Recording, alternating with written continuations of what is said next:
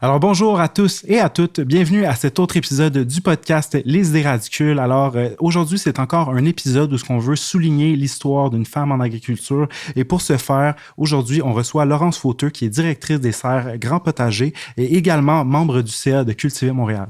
On est vraiment content de le recevoir parce qu'elle a un regard vraiment précis sur le potentiel des projets d'agriculture urbaine alternatifs. Puis on va avoir la chance de discuter de l'importance d'avoir des projets dans les communautés qui sont diversifiés et inclusifs. Puis, on veut également souligner que cet épisode est commandité par Financement Agricole Canada, qui offre des services financiers spécialisés et personnalisés aux exploitations agricoles, aux fermes familiales et à la relève agricole. Ils offrent aussi du financement et des ressources pour aider les femmes qui œuvrent dans le secteur agricole et agroalimentaire. Et il possède également un balado qui se nomme La Terre et la Table. C'est un balado mensuel qui met en vedette des entrepreneurs agricoles et les leçons qu'ils ont tirées au cours de leur expérience. C'est des super belles conversations avec les producteurs sur la gestion agricole et sur la réalité du quotidien. Yes, donc vous pouvez aller écouter leurs épisodes et vous abonner sur leur site web au www.fac.ca/balado avec un S. Alors, allez voir ça. Et en attendant, on fait un dernier clin d'œil à nos bons amis Pierre-Antoine Gilbert et Pierre-Luc Houd avec leur excellent podcast Une chance qu'on s'aime. Donc, moi puis Mike, on a vraiment raffolé. Allez écouter ça. Toute la saison 1 est disponible sur Spotify, Balado Québec. Vous pouvez également aller consulter leur page Facebook et Instagram sur Une chance qu'on s'aime. Puis en attendant, on vous souhaite un très bonne écoute avec Laurence Fauteux. Merci.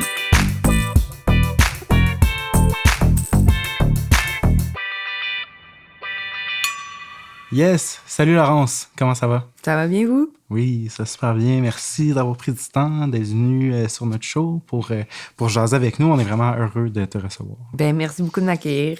Yes, ça fait plaisir. C'est un grand plaisir. Et puis nous, on aime toujours ça commencer un peu de la même méthode. Donc, c'est-à-dire, te demander c'est quoi ton parcours, les moments forts, les étincelles qui font qu'aujourd'hui tu es où tu es. Mais en chantant.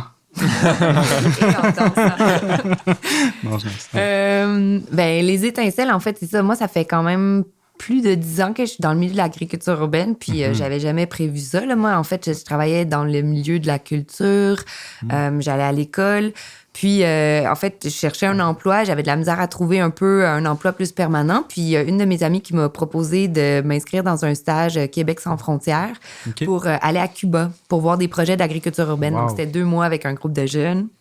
Moi, j'ai dit, ben oui, ça pourrait être intéressant. Qu'est-ce que l'agriculture urbaine? Ouais. Ça, c'est sûr que d'aller à Cuba pour voir ça en vrai, c'est vraiment magique parce que Cuba, c'est un super bel exemple de quelque chose d'unique, de vraiment très, très vibrant, dynamique. Donc, c'est ça. On a travaillé pendant 2 mois. C'était avec une association, en fait, qui regroupait des jardiniers individuels qui les aidait à se former puis à se co-former après ça. Donc, il aidait les gens, mettons, il y avait un des jardiniers qui avait une formation pour faire des plantes mellifères, l'autre qui avait pour, mettons, partir des semis, l'autre pour faire des toilettes compostables, l'autre pour faire de la réparation de la brique maison. Puis là, il allait dans les jardins de tout le monde pour faire ces pratiques-là. Puis créer un réseau de connaissances en même temps. Wow. Oui, en fait, c'est créer le réseau de connaissances. Ça, j'avais trouvé ça formidable de voir que, tu sais, comme des petits projets comme ça, mais vraiment très, très complets en eux-mêmes et qui étaient vraiment ancrés dans la communauté aussi, parce que Cuba, c'est un exemple politique très particulier, mais quand tu as une terre, donc tu as comme pas un devoir, mais je pense une obligation, une responsabilité de donner à tes voisins. Donc, tu sais, tout ça, c'était très impliqué. Et donc, quand je suis revenue à Montréal, moi, je me suis dit, ça serait vraiment génial. J'aime vraiment beaucoup le potentiel de l'agriculture urbaine. Puis, il y avait en fait un espace de serre à l'Université Concordia, au 13e étage du Hall Building, qui était comme pas abandonné, mais il venait juste d'être repris par une communauté d'étudiants. Sustainable Concordia. Puis ils se demandaient un peu quel genre de projet on va faire ici. Là. Qu'est-ce qu'on fait avec cet espace-là? On veut définitivement que les étudiants soient impliqués, mais on ne sait pas comment.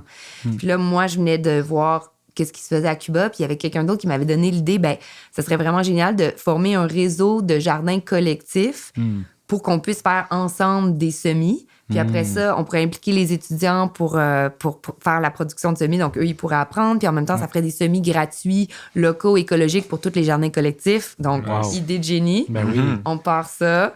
Puis c'est ça, c'était ma première expérience en gestion de projet. J'ai vraiment beaucoup aimé ça.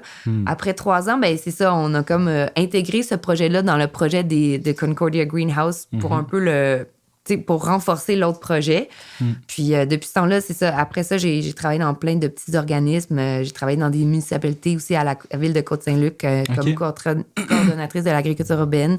C'est comme un autre milieu. Ah, mais attends. À Côte-Saint-Luc, je veux dire, il y a un poste que c'est vraiment ça, c'est coordonnatrice de l'agriculture urbaine. Ben, il l'a eu pendant pas longtemps. Puis ça, c'est ma déception. Je me dis, j'aurais tellement aimé ça que ça continue, mais c'était comme une expérience. C'était cool à Côte-Saint-Luc. C'est une petite ville. Ils sont très, très autonomes, super efficaces. Et donc, eux, ils ont décidé de faire une charte alimentaire. Ils ont décidé de se faire accompagner par l'organisme Alternative pour explorer la sécurité alimentaire et tout ça. C'était vraiment la directrice de la ville là-bas qui était passionnée. Mais tu sais, c'est ça, d'avoir des élus qui sont passionnés par un sujet, c'est sûr que ça aide. Clairement. Et donc, c'est ça, communautaire, collectif, municipal. Puis ça m'a mené à Grand Potager. Puis j'ai vraiment senti que c'était ma place pour l'instant. Donc, je suis là, ça fait, 4 ans. Là. Wow. Très cool.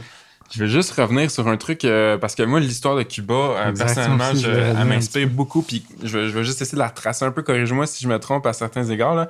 Mais ils ont eu un espèce de problème d'approvisionnement à un certain point à cause de l'embargo américain sur tout ce qui était engrais, machinerie, insecticides, tout ce qui était les produits normalement pour faire de l'agriculture comme on la connaît aujourd'hui, conventionnelle et tout.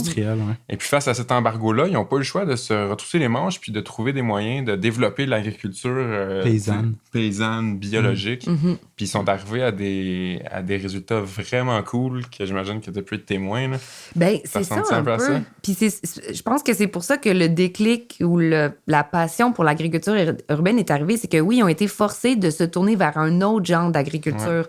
On n'a plus les moyens de transporter toutes les choses. On n'a plus les moyens de faire ça à grande échelle. Donc, on retourne vers le plus petit, vers le direct, vers l'impliqué.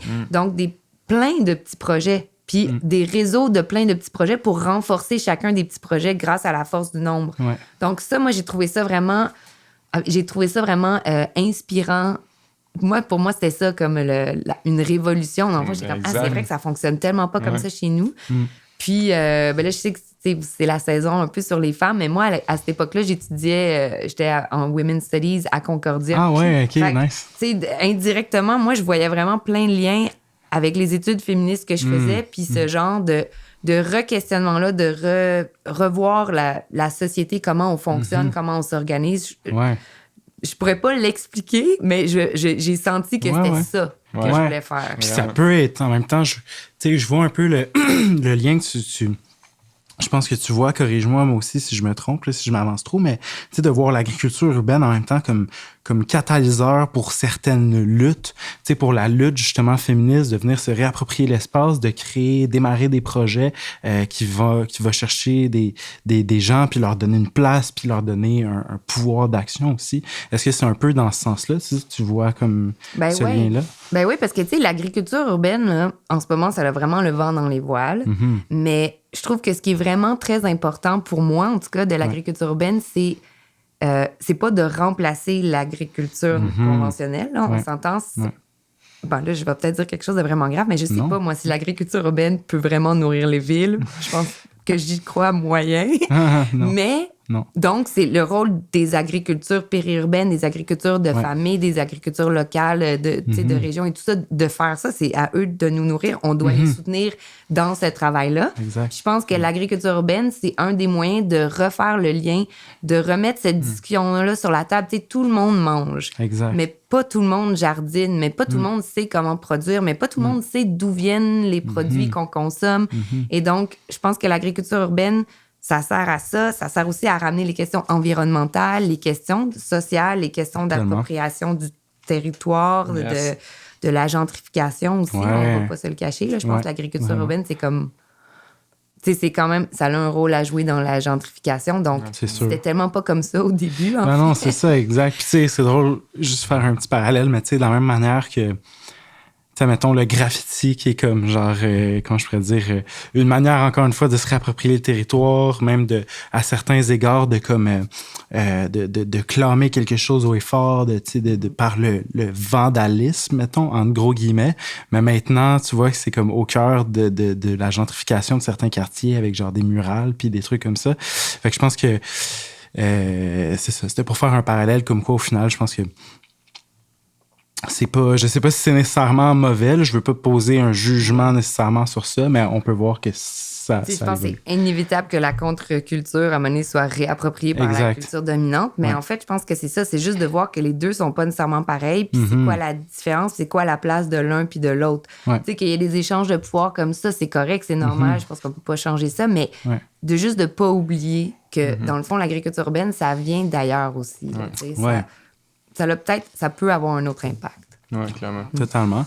Puis tu sais, je pense que justement, c'est ça qui est cool aussi à voir, tu sais, comme tu l'as dit, tu sais, de pouvoir reconnecter un peu. On a reçu Catherine Lefebvre puis Émilie Viaud-Drouin, vice-présidente de l'AKP, puis on parlait beaucoup de ça, du système alimentaire, puis on a nommé notamment quelque chose, on a parlé de littératie alimentaire, c'est-à-dire de pas vraiment savoir comment s'approvisionner en bonne nourriture de qualité, abordable, ou comment le cuisiner. Puis je pense que l'agriculture urbaine, justement, ça peut être une méthode pour reconnecter avec ça, avec des organismes, tu sais. Ah oui, 100%. Puis, tu sais, juste d'être dans le jardin, de faire ça, on parle de biodiversité, on parle de compostage, donc valoriser les déchets de la ville, puis Dieu sait qu'il y en a. Donc, les jardins urbains, ça sert à ça aussi. Donc, parler de toutes ces choses-là, d'avoir des espaces verts, de pouvoir passer du temps à l'extérieur, de rencontrer des gens qui sont nos voisins. On va avoir l'occasion de jardiner avec eux. Ça crée des liens. En tout cas, là, je pourrais en parler des heures. Oui, c'est ça. On pourrait revenir même un peu plus, je pense, sur Grand Potager en tant que tel. Puis j'aimerais ça que tu me parles un peu de Grand Potager. Tu sais, en quoi, pour toi, ça a été comme quelque chose d'innovant, justement, puis comment tu te sens, là, toujours... ça fait combien de temps que tu es à Grand Potager? Bien, ça fait 4 ans que moi, je suis là, mais ça fait 5 ans que Grand Potager existe. Donc, c'est pas si long que ça non plus. Là. On vient de finir un peu comme notre phase de projet pilote. Donc, là, on est un peu à l'heure des bilans. Qu'est-ce que ça a donné? Où est-ce qu'on veut s'en aller? Qu'est-ce qui est possible de faire et tout ça? Grand Potager, ce qui est vraiment génial, c'est que, tu sais, l'agriculture urbaine, d'habitude, c'est on va voir les terrains vacants, les terrains qui sont inoccupés, on va créer quelque chose. Là, à Grand Potager, il y avait les serres municipales de Verdun, qui sont comme un bijou, une rareté à Montréal. Donc, des serres de cette taille-là, accessibles au rez-de-chaussée et tout ça. Donc, qui étaient là, qui n'étaient pas utilisés. Donc là, en fait, c'est vraiment comme un collectif de petits organismes qui étaient comme... Moi, si j'avais de petits organismes et aussi d'entreprises, là, mais tu sais, comment est-ce qu'on pourrait utiliser... Si on pouvait utiliser cet espace-là, qu'est-ce qu'on pourrait faire? Donc, dès le début de ce projet-là, l'arrondissement de Verdun a été super intéressé à collaborer avec nous pour explorer comment on pouvait faire ça, comment ça allait se faire. Et donc, c'est ça, c'est les serres Grand Potager, l'organisme que je dirige. En fait, c'est comme si on était le gestionnaire des serres qui appartiennent à l'arrondissement de Verdun. Puis nous, on est comme le point central entre les membres qui utilisent le site, l'arrondissement de Verdun qui est propriétaire, puis aussi les citoyens qui sont en quelque part aussi propriétaires de ce site-là. C'est un bien municipal. Mais eux, ils veulent entrer sur le site, découvrir des projets, contribuer aussi. Donc, c'est vraiment comme un grand mélange de tout ce monde-là. Je pense que ça, c'est une des choses qui est innovante. Donc, tu sais, de la revitalisation immobilière, de l'économie sociale aussi. Donc, on parle de... Tu sais, nous, vu que le site appartient à la ville, des fois, ça arrive qu'on prend des tendances peut-être plus économiques. Puis, tu sais, l'arrondissement nous rappelle tout le temps, non, mais le but, c'est quand même les citoyens. Hein? Le but, donc, nous, on est vraiment bien positionnés pour pas oublier ce double côté-là. Je pense que ça, c'est très innovant aussi. Puis, je pense que l'innovation, pour moi, ça passe souvent par la gouvernance. Tu sais, qui dirige le projet, qui est invité à contribuer au projet, à parler. Donc, nous, c'est vraiment des questions qui sont très importantes pour nous, puis on n'essaie jamais de les oublier. Donc... Mais tu sais, le côté innovant, je pense que c'est juste le lieu lui-même est tellement unique et inspirant que tu vas là puis tu peux pas t'empêcher de voir à quel point il y a du potentiel puis on pourrait faire des affaires. Tellement. Puis, tu sais, pour y avoir été, parce que c'est ça, là, on l'a pas dit, mais dans le fond, moi, je travaille avec Provert Sud-Ouest, puis on loue justement une partie d'une des serres à Grand Potager. Fait que moi, au début de l'année, quand on démarrait les semis, ben j'allais là, puis là, j'ai rencontré justement Kendra de Semi-Urbain, de Amidou, évidemment, d'Amidou Horticulture. Puis ça fait que c'est ça, c'était vraiment un espace bouillonnant avec plein de différents projets. Puis, tu sais, tantôt, tu parlais du réseau de connaissances, de partage de connaissances à Cuba. Moi, j'ai senti qu'il y avait ça aussi quand même à Grand Potager aussi. Parce que, mettons, j'étais là avec Jade, ma collègue, puis là, on allait voir Kendra, on lui posait une question, Amidou, il passait, et il nous disait de quoi, on renchérissait, on essayait de retirer de son expérience pour voir, tu sais, pour avoir des conseils sur nos semis, tu sais. Fait que je sentais que cet espace-là, pour le partage, était là, il était comme bien ancré. Puis, ça doit être aussi dû à la gouvernance, comme tu dis aussi, puis à la manière, l'esprit qui est comme véhiculé, ou du moins qui veut être véhiculé dans... Ben, tu vois, Grand Potager, ça a été fondé par des membres fondateurs. Au début, c'était eux qui dirigeaient l'organisme, c'était eux qui étaient sur le CA, donc c'était les amis de tous ces projets-là. C'était chaque projet qui utilise l'espace avait mandaté quelqu'un pour être sur le CA au tout début, donc tu sentais vraiment que dès le début, c'était un projet très, très coopératif. Ouais. Mais je pense que aussi le fait que ça soit un vieil espace qui est très ouvert comme ça, qu'on n'a pas le choix, c'est très difficile d'avoir une serre collective. Pour vrai, au niveau du contrôle des conditions, puis de toutes les infestations, du partage de l'espace, qui fait le ménage. Toi, tu ne fais pas comme moi je ferais ça comme si, toi, tu as laissé ça traîner. Donc ça, ça amène des défis, mais ça amène, je pense, le côté aussi, on n'a pas le choix de se parler. En fait, tu sais, dans d'autres espaces collectifs, des fois, tout le monde est dans son cubicule ou dans son bureau fermé, même si on est dans le même building. Ça, c'est comme être des voisins. Mais là, chez Grand Potager, on est des colocs. Fait que t'as pas le choix de parler de choses, d'apprendre à travailler, en fait, avec les autres. Donc, totalement, mais... Moi, j'insiste sur le fait que, tu sais, des fois, même en travaillant avec les autres, ça veut pas dire qu'il y a un échange tant que ça. Puis, je pense que moi, en tout cas, personnellement, je trouvais qu'il y en avait un, tu sais. Fait que je vous lève mon chapeau. Ça, c'est un très beau compliment. Merci. Good. Moi, je me demande aussi, tu sais, comme t'en parlais un peu, là, mais dans les grands potagers, vous avez l'air d'avoir des valeurs très inclusives. Et puis, je me demande comment vous vous êtes organisé pour mettre ça en place, puis quelle façon, concrètement, vous assurez que ça reste un projet inclusif? Ben, je pense que c'est inclusif parce que, tu sais, depuis le début, on n'a pas tant que ça de ressources non plus. Là. Donc, mettons, il y avait une seule ressource humaine, c'était moi.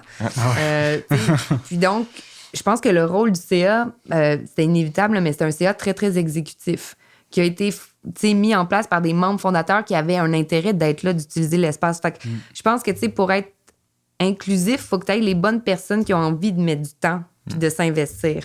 Parce que inclusif, collectif, ça prend beaucoup d'énergie, c'est vrai. Fait qu'il faut que tu sois là pour les bonnes raisons parce que tu as vraiment besoin d'être là. Ça, c'est le cas de notre CA. Moi, le fait que j'avais besoin d'aide pour gérer toute cette patente-là, ça veut dire que le CA avait un rôle à jouer aussi. Le fait que sur notre CA, c'était tous des projets, qu'il y avait aussi des projets d'entreprise ou des projets communautaires à gérer on the side. Donc, des fois, il y avait beaucoup de roulement. Ben, pas beaucoup, mais il y avait du roulement. Donc, tu sais, chaque année, chaque 2 ans, il y avait comme un renouveau. Là, on a commencé à avoir des gens, des citoyens qui n'étaient pas nécessairement des agriculteurs urbains, mais qui étaient citoyens de Verdun. Les Verdunois connaissent le site des serres. C'est très important pour eux. Fait que là, s'ils savent que des places au CA, ils étaient intéressés à être là aussi. OK, cool. Je pense que c'est ça, l'inclusivité. Puis aussi, c'est vrai que pour nous, c'est très important de créer un écosystème sur le site. Donc, si, mettons, tu sais, on s'entend que notre modèle financier, c'est vraiment la location d'espace. Mettons qu'on avait une personne qui nous approchait en nous disant, ben moi, je vous loue tout l'espace. Tu sais, ça serait beaucoup moins de gestion, mais c'est sûr qu'on dirait non parce que c'est pas ça le but. Le but, c'est d'avoir beaucoup de monde qui utilise un peu de faire un écosystème. Donc, je pense que ça aussi, ça contribue à faire des projets inclusifs. Puis, c'est sûr que, tu sais, mettons, pour l'année qui s'en vient, là, ça va être un de nos gros projets, mais, tu sais, on veut vraiment développer comme une méthode pour objectivement et mieux, de manière plus transparente, choisir les projets. Tu sais, pourquoi tu es là? Qu'est-ce qu'on attend de toi? Qu'est-ce que toi, t'attends de nous? Pourquoi c'est un bon fit, genre? Donc, Puis est-ce que tu sais, moi, de même vite, j'en connais pas, tu sais-tu, est-ce qu'il y a d'autres sœurs comme ça qui existent à Montréal? Bien, au niveau des serres, en fait, je sais qu'il y a un projet d'étude qui est en train de se faire sur justement les serres collectives et tout ça. Puis ils m'ont appelé pour me poser un peu la même question. Puis moi, j'ai l'impression que j'en connais pas tant que ça. Il y a la serre de Concordia, tu sais, qui a commencé un peu avec la même idée. Collectif, ouvert, on a plein de projets, mais sinon, les autres serres, je veux dire, c'est très compliqué d'accepter du monde comme ça, des fois avec des bénévoles, dans un espace où est-ce qu'il faut que tu garantisses pas la sécurité, mais il faut que tu garantisses la propreté de l'espace pour tous les autres. Donc, c'est très difficile. Donc, honnêtement, j'en connais pas beaucoup. La serre de Concordia, notre serre à nous, là, je sais qu'il y en a plein de serres communautaires qui veulent ouvrir. Je suis super contente de ça, mais moi, encore une fois, j'aimerais ça qu'on crée un réseau pour s'échanger les bonnes pratiques. Ben oui, tellement. Parce que c'est ça, une serre qui sert à rien, c'est le plus triste. Puis c'est quand même difficile de faire une serre qui roule à l'année, dans laquelle les gens sont impliqués. Donc, comment est-ce qu'on fait pour stimuler ça? Tellement. Moi, j'aimerais ça. Je me demande, en fait, comment, justement, comment ça s'est passé un peu le processus de sélection des projets qui, là, sont à date en ce moment avec Grand Potager. Ben, au début, c'était la nécessité. Là. C'était comme qui veut c'est ça. Qui veut? Let's go.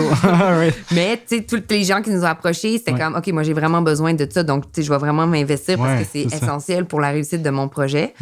Puis finalement, ça s'est fait naturellement jusqu'à date. Donc, chaque fois qu'il y avait un projet qui s'en allait, peut-être que ça n'a pas marché. Oui, c'est ça. Quelqu'un d'autre arrivait. On a fait des appels publics aussi pour comme diffuser l'information. Fait que là, il y a des gens qui ont appris à connaître. Peut-être qu'il n'y avait pas de place la première année, mais tu sais, là, dès qu'il y avait quelques pieds carrés, moi, je les appelais. Voulez-vous commencer par essayer cet espace-là? Ou peut-être qu'on pourrait vous mettre là. Donc, ça se fait de manière très organique, mais c'est ça qu'on sait que là, de plus en plus, il y a de la demande. Donc là, ça va être de choisir les meilleurs projets, mais comment on va faire pour choisir? Ça va être quoi nos critères de sélection? Parce que c'est ça, on veut être juste, on veut être inclusif, on veut de la diversité, mais on veut aussi des impacts, des impacts variés. Puis c'est ça, je pense qu'il va juste avoir plus d'espace bientôt. Donc, je pense que c'est important de bien faire ce travail-là d'analyse de notre processus. Là. Comment on fait les choses. Ces critères-là que vous allez mettre en place, j'imagine que vous allez les faire aussi, tu vas le faire conjointement avec le monde autour de toi. Ça doit être un processus, j'imagine, qui doit prendre plus de temps. Si tu demandes plus d'avis pour être sûr que tout le monde soit entendu, c'est un processus qui est peut-être plus long, mais ça en vaut-tu la peine? Ben, je pense que oui, parce que c'est sûr que Grand Potager, des fois, on fait des choses sans consulter tout le monde. Parce que des fois, il faut faire des choses. Mais tu sais, quand on reçoit du feedback, qu'on voit que ça marche pas, puis tu sais, je veux dire, nos membres, là, en fait, tous les membres, tous les gens qui viennent à Grand Potager se sont appropriés le site. Là. C'est pas les serres de Grand Potager, c'est quand même, c'est les serres de tout ce monde-là, vraiment. Donc, ils sont très, très expressifs. Donc, même si on voulait faire les choses de manière non collective, ça marcherait pas. Ils sont là. L'espace s'est rendu approprié. Exactement. C'est parfait, c'est beau, ça. Puis, tu sais, je pense que... En tout cas, je me rappelle, je sais qu'un moment donné, tu m'avais écrit... je pense à la fin de l'été, tu m'avais dit, justement, on a un meeting où on fait on va avoir du feedback sur un peu l'année, comment ça s'est passé, déroulement, puis tout. Puis, justement, là, j'avais appelé Jade, j'avais dit, bon, Jade, vas-y, faut qu'on nous aille. Moi, je peux pas, ça marche pas. Puis, fait que là, Jade est allée. Puis finalement, je pense que c'est ça qu'elle me disait, c'était cool, là, tout le monde, tu sais, la majorité des gens étaient là. Puis justement, je pense qu'elle me disait que, genre, le monde participait. Puis, fait que ouais, je pense que c'est ça, ça prouve qu'il y a, genre, une implication aussi de la part des gens qui sont là, en tout cas, qui veulent être partie prenante, c'est ça, vraiment. Oui, vraiment, non, c'est une belle gang. C'est sûr que ça va être appelé à grandir, à se développer. Puis, c'est ça, je pense qu'on est sur la bonne voie, là, pour garder nos racines intactes, préserver nos valeurs premières, mettons. Moi, j'allais demander, c'est qui est installé là, en fait? C'est quel genre de projets qui sont installés là en ce moment? Bien, c'est ça. Il y a vraiment une grande diversité de projets. Donc, on est des entreprises qui sont en démarrage. On a des entreprises que ça fait longtemps qu'ils existent. On a des projets communautaires. On a des coops. On a des projets citoyens. On a... Puis, tu sais, au niveau des cultures, il y a comme un apicultrice, elle veut démarrer un poulailler, il y a des fleurs coupées. Là, il y a quelqu'un qui vient de commencer à faire des semences de pollinisateurs, donc des jardins pour les pollinisateurs. Il y a Amidou avec toutes ses plantes ethniques, ancestrales. Flora Exotica avec ses jardins tropicaux. Provert Sud-Ouest qui fait de l'insertion sociale, plein de programmes éducatifs. Coop Cause avec les marchés fermiers, En tout cas, l'aquaponie aussi qui est là. Là, j'avais une liste en quelque part, mais je l'ai oublié.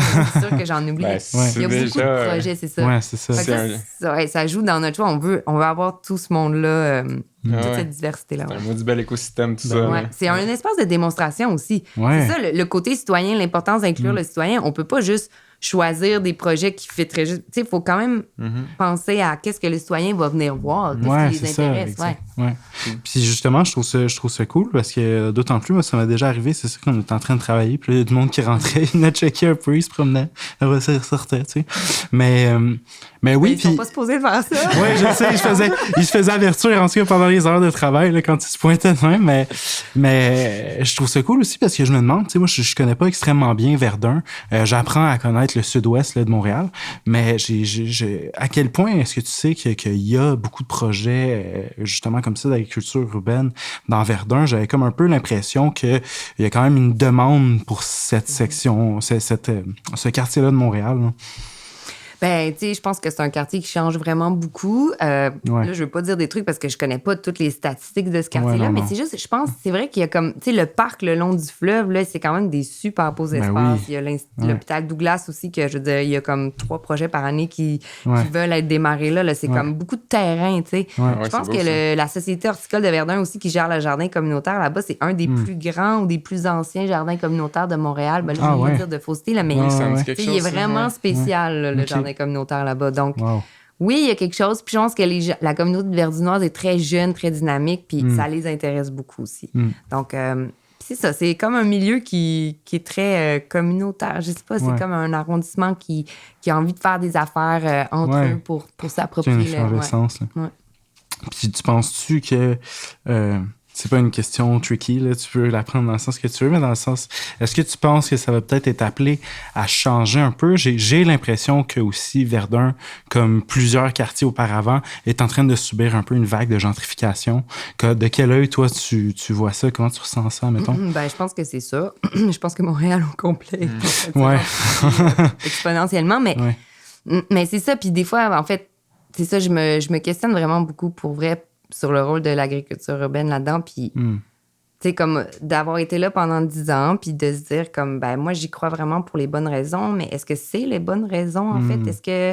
Tu sais, je pense que c'est pas une solution unique, une solution à tous les problèmes, puis c'est ça, je suis tellement contente en ce moment que l'agriculture urbaine prenne autant de place, mais c'est juste que je trouve que des fois, on parle pas des bonnes choses. Tu sais, on parle pas, mettons, de tous les agriculteurs urbains, tous les agriculteurs pas urbains qui ont besoin d'avoir accès au marché ici, puis que nous, on a besoin de faire connaître leurs produits, puis l'importance de leur travail. Tu sais, l'agriculture urbaine, ça servait à ça aussi au début. L'agriculture urbaine était super liée aux cuisines collectives. Tu sais, c'était tout à petite échelle. Donc là, en ce moment, on parle d'agriculture urbaine. Il y a de la place pour tout le monde, là, mais tu sais, à super grande échelle, super grande surface, construction super neuve, technologique, mais qui a les moyens de se payer ça dans le fond? Puis tu sais, est-ce que c'est vraiment ancré dans le quartier? Ouais, c'est ça. C'est ça, moi, ma question, en fait. Puis est-ce que ça garde toujours un peu l'objectif de l'agriculture urbaine, je pense, qui souvent se veut aussi justement de genre créer un tissu social, de créer, comme tu dis, une communauté forte dans un quartier, tu sais.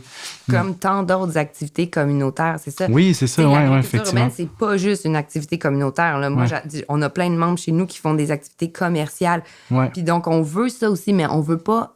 On veut garder toute cette discussion-là ouverte. C'est important d'en parler puis de pas juste penser que on s'en va là puis c'est ça qui est bon. C'est ça. D'avoir aussi peut-être que ces deux formes-là peuvent graviter ensemble puis trouver chacun leur place là, sans nécessairement s'effacer au prix d'une autre. Ben, c'est ça, l'économie sociale. C'est souvent comme un balancing act entre... T'sais, pas oublier le côté social ou la viabilité économique. Et tout ça. La ligne est mince. Hein. La ligne est mince. Mais en même temps, ça pousse à cette remise-là en question souvent. Puis, tout ce qui pousse à la réflexion n'est forcément pas mauvais dans un sens. Là. Ça te force à réévaluer, à voir est-ce que mes objectifs sont encore bons, mes valeurs, tout ça. Écoute, pour vrai, c'est très intéressant. On en discuterait pendant des heures, qu'on n'en aurait pas assez. Mais on se garde un petit moment parce qu'on aime ça toujours terminer de la même façon avec une petite question de clôture qui porte sur tes aspirations, ton espoir, autant dans tes projets personnels, mais qu'avec l'organisme. Grand Potager. Ouais, Ben, au niveau de Grand Potager, moi, c'est sûr que les prochains projets, ça va être de continuer le travail qu'on fait de structuration pour être sûr que peu importe ce qui se passe, cette idée-là va pouvoir continuer là ou ailleurs. Mais c'est sûr que ça serait le fun là. Rénover l'espace. Moi, je me dis tout le temps, là, j'ai tellement hâte que quelqu'un d'autre devienne la directrice ou le directeur de Grand Potager, mais j'ai pas envie de m'en aller avant que la première brique soit genre remise ou quelque chose. Donc, rénover cet espace-là, c'est sûr. Puis au niveau personnel, ben c'est ça serait genre de continuer. Tu sais, j'aime ça jardiner, mais j'aimerais ça le faire pour moi aussi, mais tout le temps en gardant cet esprit-là que, tu sais, jardiner tout seul, jardiner juste pour toi, c'est pas ça. Donc, tu sais, il y a tellement d'endroits, mettons, qui savent maintenant que je fais ça, puis qui veulent me proposer des petits projets, puis j'ai comme pas le temps, mais tu sais, partir un jardin dans un parc ou de retourner peut-être... Oui, c'est ça, des projets qui sont vraiment à côté de chez nous, que je vais utiliser, dans le fond, que je vais pouvoir aller faire ces projets-là juste à côté. Donc, c'est ça, revenir un peu à ce qui est local et comme très important dans ma vie de tous les jours. Là. Nice. Mais, ouais. Cool. Puis t'as-tu, mettons... des espoirs pour la suite, des choses justement face à l'agriculture urbaine en tant que telle, ou comment tu fais ça? Bien là, la ville de Montréal, comme plusieurs villes, se pose plein de questions. Donc, moi, je trouve ça super génial. Je veux juste que c'est ça, il y a le temps de consulter tout le monde. J'aurais peut-être dû en mentionner plus tôt, mais moi, je suis aussi sur le CA de Cultiver Montréal, qui est un organisme tellement important à Montréal, je trouve, parce qu'eux, ils regroupent tous ces petits joueurs-là qui sont là depuis le début, qui font l'agriculture depuis le début, pour des raisons qui sont de moins en moins mis sur la table quand on parle d'agriculture urbaine. Donc, je trouve ça très, très important qu'on garde tout le monde d'impliqué pour pas qu'on perde le potentiel d'innovation sociale de l'agriculture urbaine. Donc, si on utilise l'agriculture urbaine pour faire le même système alimentaire qui existe là, puis préserver tout ça, je pense qu'on passe à côté de quelque chose d'important. Donc, mon rêve pour la suite, ça serait que Cultiver Montréal puisse être reconnu puis que puisse faire son travail encore mieux, d'aller chercher tout ce input-là de toute la communauté at large, là, économique, sociale, communautaire, citoyenne, puis que la ville prenne cette opportunité-là de faire les choses différemment. Donc, on veut pas juste faire des grosses monocultures sur des toits. Oui, c'est ça, exact.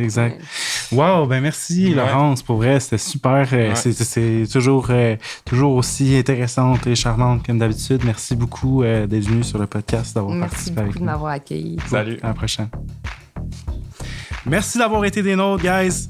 Grande nouveauté cette année, nous sommes aussi maintenant présents sur Patreon. Donc, tous les épisodes seront disponibles 2 semaines à l'avance en primeur. Puis, quelque chose me dit que tous les abonnés pourront également avoir accès à des contenus exclusifs. Alors, si vous souhaitez nous soutenir, allez vous abonner à notre compte Patreon, Les Idées Radicules. Sinon, comme d'habitude, tous les épisodes seront disponibles 2 semaines plus tard sur nos plateformes.